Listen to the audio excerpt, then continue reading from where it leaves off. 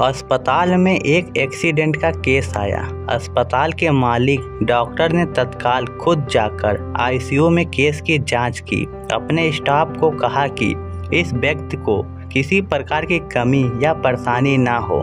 उसके इलाज की सारी व्यवस्था की। रुपए लेने से या मांगने से भी मना किया। 15 दिन तक मरीज अस्पताल में रहा।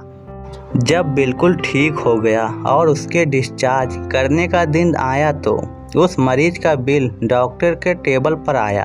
डॉक्टर ने अपने अकाउंट मैनेजर को बुलाकर कहा, इस व्यक्ति से एक पैसा भी नहीं लेना है। अकाउंट मैनेजर ने कहा कि डॉक्टर साहब 3 लाख का बिल है, नहीं लेंगे तो कैसे काम चलेगा। डॉक्टर ने कहा कि 10 लाख का भी क्यों ना हो, एक पैसा भी नहीं लेना है। ऐसा करो, तुम उस मरीज को लेकर मेरे चेंबर में आओ और तुम भी साथ में जरूर आना। मरीज व्हील चेयर पर चेंबर में लाया गया। साथ में मैनेजर भी थी। डॉक्टर ने पूछा, परवीन भाई मुझे पहचानते हो? मरीज ने कहा, लगता तो है कि मैंने आपको कहीं देखा है। डॉक्टर ने याद दिलाया, एक परिवार जंग पिकनिक पर गया था। लौटते समय कार बंद हो गई थी और अचानक कार में से धुआं निकलने लगा। कार एक तरफ खड़ी करके थोड़ी देर हम लोगों ने चालू करने की कोशिश की, परंतु कार चालू नहीं हुई। दिन अस्त होने वाला था। अंधेरा थोड़ा थोड़ा घिरने लगा था। चारों ओर जंगल में और सुनसान था। परिवार के हर सदस्य के चेहरे पर चिंता और भय की लकीरें दिखाई देने लगी। पति पत्नी, युवा पुत्री और छोटा बालक सब भगवान से प्रार्थना करने लगे कि कोई मदद मिल जाए। थोड़ी ही देर में चमत्कार हुआ। मैले कपड़ों में एक युवा बाइक के ऊपर उधर आता हुआ दिखा। हम सब ने दया की नज़र से हाथ ऊंचा करके उसको रुकने का इशारा किया। वह तुम ही थे ना परवीन? तुमने गाड़ी खड़ी रखकर हमारी परेशानी का कारण पूछा। फिर तुम कार के पास गए, कार का बोनट खोला और चेक किया। हमारे परिवार को और मुझको ऐसा लगा कि जैसे भगवान ने हमारी मदद करने के लिए तुमको भेजा है, क्योंकि बहुत सुनसान था। अंधेरा भी होने लगा था और जंगल घना था। वहाँ पर रात बिताना बहुत मुश्किल था और खतरा भी बहुत था। तुमने हमारी कार चालू कर दी। हम सबके चेहरे पर खुशी की लहर दौड़ गई। मैंने जेब से बटुआ निकाला और तुमसे कहा, भाई सबसे पहले तो तुम्हारा बहुत आभार। रुपए पास होते हुए भी ऐसी मुश्किल में सहायता नहीं मिलती। तुमने ऐसे कठिन समय में हमारी मदद की। इस सहायता की कोई कीमत नहीं है, ये अमूल्य है। परंतु फिर भी मैं पूछना चाहता हूँ, बताओ कितने पैसे दूँ?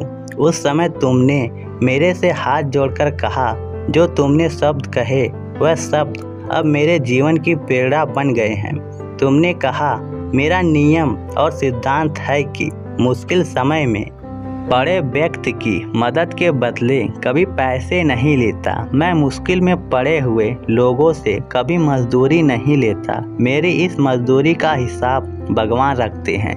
एक गरीब और समान आय का व्यक्ति अगर इस प्रकार के उच्च विचार रखे और उनका संकल्प पूर्वक पालन करे तो मैं क्यों नहीं कर सकता। तुमने कहा कि यहाँ से 10 किलोमीटर आगे मेरा गैराज है। मैं गाड़ी के पीछे पीछे चल रहा हूँ। गैराज पर चल करके पूरी तरह से गाड़ी चेक कर लूँगा और फिर आप आगे की यात्रा करें। मित्र, यह घटना पूरे 3 साल होने को आए हैं।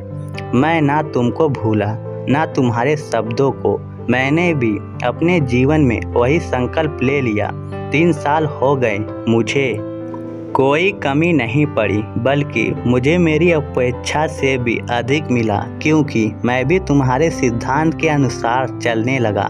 एक बात मैंने सीखी कि बड़ा दिल तो गरीब और समान लोगों का ही होता है, बाकियों का तो कोई ना कोई स्वार्थ। उस समय मेरी परेशानी देखकर तुम चाहे जितनी मर्जी पैसे मांग सकते थे, परंतु तुमने पैसे की बात ही नहीं की। पहले कार चालू की और फिर भी कुछ भी नहीं लिया। यह अस्पताल मेरा है, तुम यहाँ मेरे मेहमान बनकर आए, मैं तुमसे कुछ भी नहीं ले सकता। परवीन ने कहा कि साहब, आपका जो खर्चा है वह तो ले लो। डॉक्टर ने कहा कि मैंने अपना परिचय का कार्ड तुमको उस वक्त नहीं दिया क्योंकि तुम्हारे शब्दों ने मेरी अंतर आत्मा को जगा दिया। अब मैं भी अस्पताल में आए हुए ऐसे संकट में पड़े लोगों से कुछ भी नहीं लेता हूँ। यह ऊपर वाले ने तुम्हारी मजदूरी का हिसाब रखा और तुम्हारी मजदूरी का हिसाब आज उसने चुका दिया।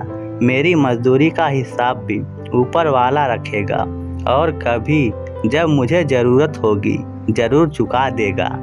अकाउंट मैनेजर से डॉक्टर ने कहा कि ज्ञान पाने के लिए ज़रूरी नहीं कि कोई गुरु या महान पुरुष ही हो, एक समान व्यक्ति भी हमारे जीवन के लिए बड़ी शिक्षा और प्रेरणा दे सकता है। परवीन से डॉक्टर ने कहा, तुम आराम से घर जाओ और कभी भी कोई परेशानी हो तो बिना संकोच के मेरे पास आ सकते हो। परवीन ने चैम्बर में रखी भगवान की तस्वीर के सामने हाथ जोड़कर कहा, हे प्रभु, आपने आज मेरे कर्म का पूरा हिसाब चुका दिया, इसलिए अपने कर्म का सदैव ध्यान रखें और ज़रूरतमंदों की मदद अवश्य करें। धन्यवाद।